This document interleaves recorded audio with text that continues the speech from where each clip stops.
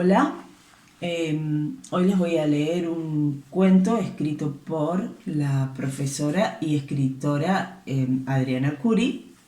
Ella es huinquense y es amiga de la biblioteca.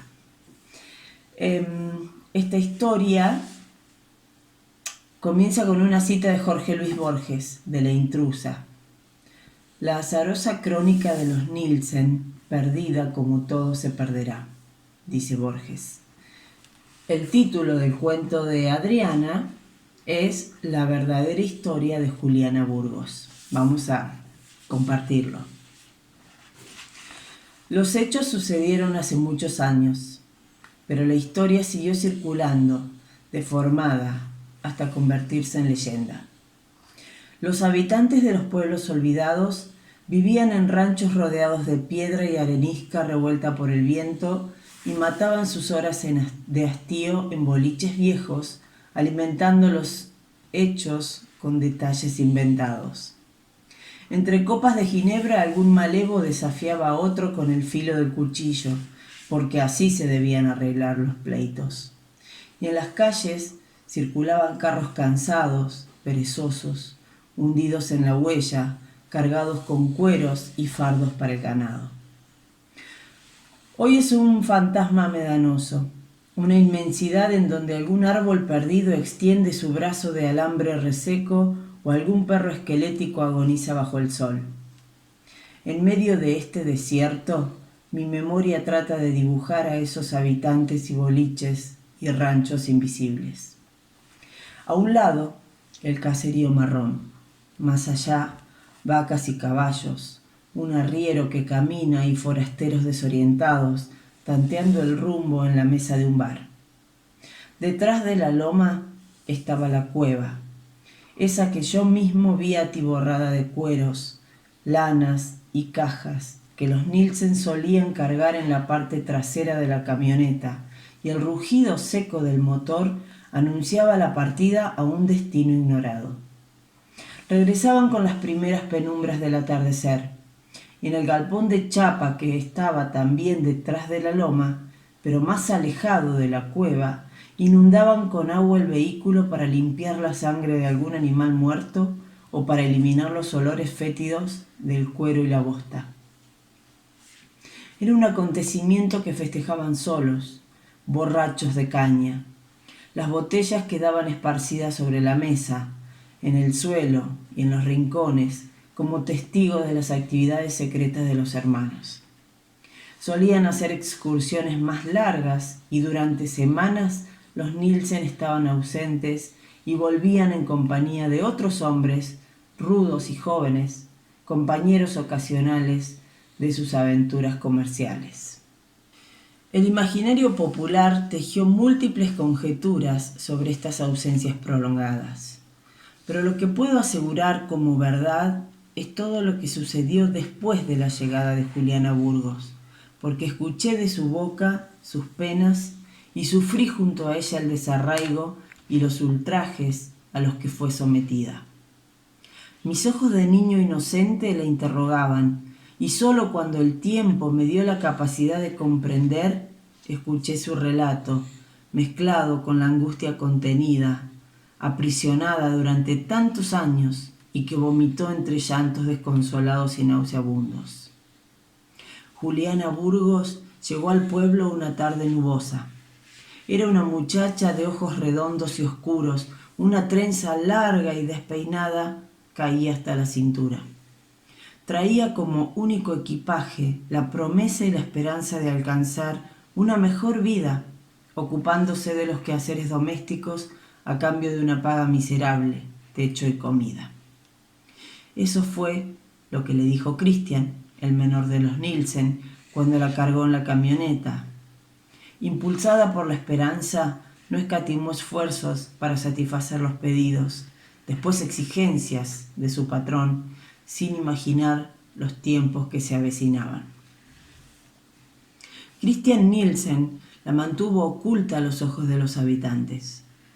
Había pocas mujeres en el pueblo y no iba a permitir que esa tierna jovencita despertara los instintos prohibidos de los hombres. Era un descubrimiento que solo él había logrado, un trofeo que solo a él le pertenecía y que solo él podía disfrutar a su antojo. Ni siquiera su hermano, cómplice y confidente de sus aventuras y negocios lícitos y otros no tanto, tuvo conocimiento del tesoro que escondía Cristian. Así, Juliana pasó semanas en esa reclusión, obligada en un cuartucho de la casa, soportando en silencio los reproches y el rigor, las amenazas y el castigo con el látigo o la mirada fría y dura. La inexperiencia o la ignorancia, la juventud o la ingenuidad le vedaron la comprensión de los hechos. Mientras, el muchacho se mostraba henchido de orgullo por sus hazañas y con el transcurrir de los meses descuidó su guarida. La rutina de su omnipotencia lo aburrió, olvidó su tesoro escondido y retomó sus viajes misteriosos.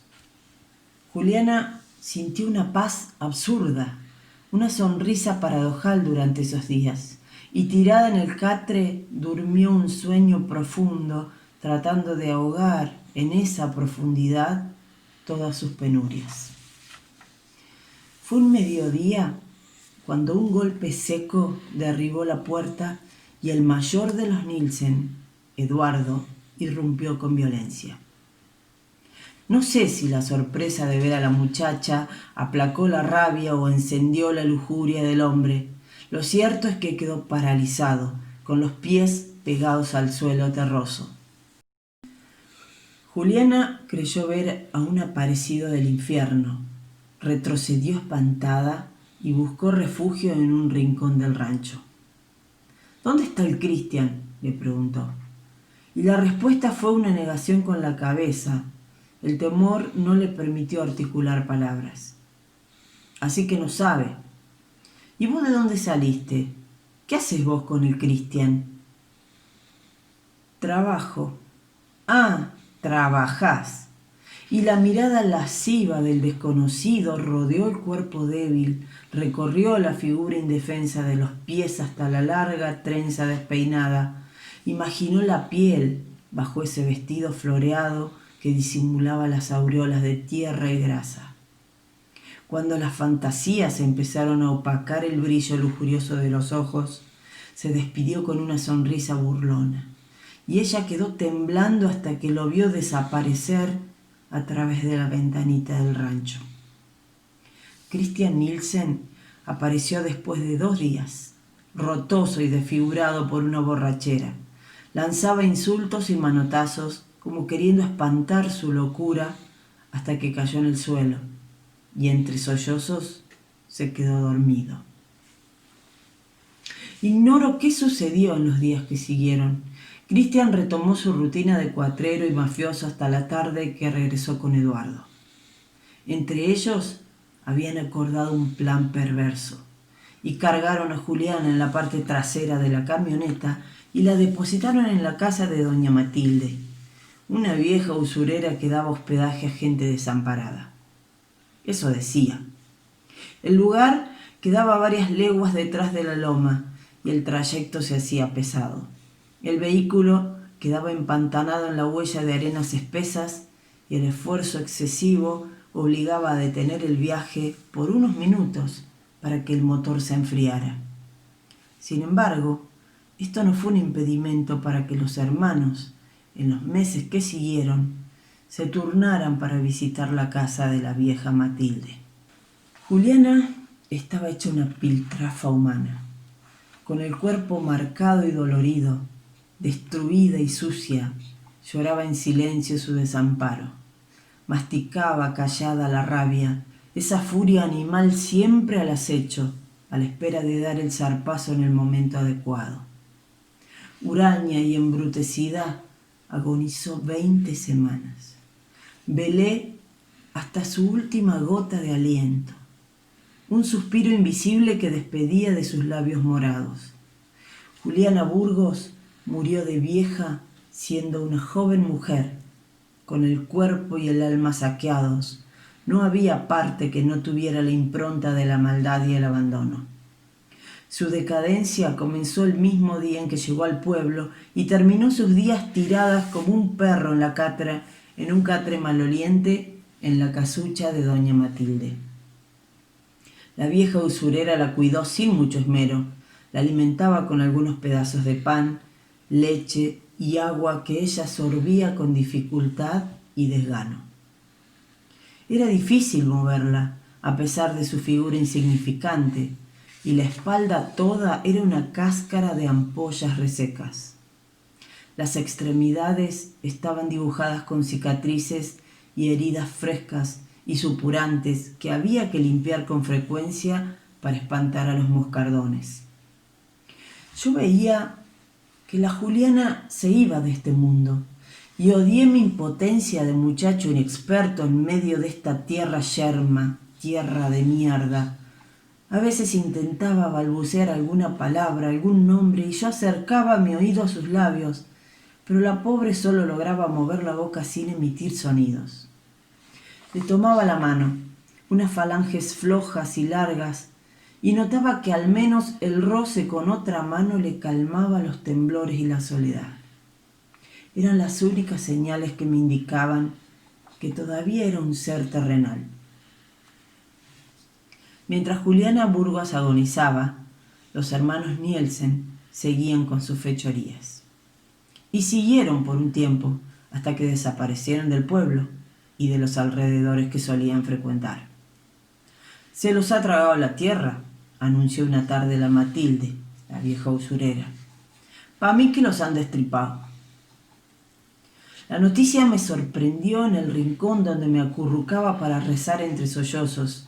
En mis oraciones suplicaba para que la Juliana no sufriera más. La voz grave de la Matilde me recorrió las piernas como un hilo de corriente. Tuve sensaciones y pensamientos encontrados. Tal vez un cuatrero estafado había saldado alguna cuenta. Lo cierto es que ni vivos ni muertos aparecieron. Los pocos hombres del pueblo buscaron entre los raleados bosques espinosos, entre los hilos de arroyos, en lomas distantes. Dejé el pueblo después de la muerte de Juliana Burgos. Cavé la tumba bajo un sol abrasador, le di sepultura y clavé una cruz de palos viejos. Todavía la veo en medio del médano. Tal vez ella pueda decirme cuál de los hermanos Nielsen era mi padre.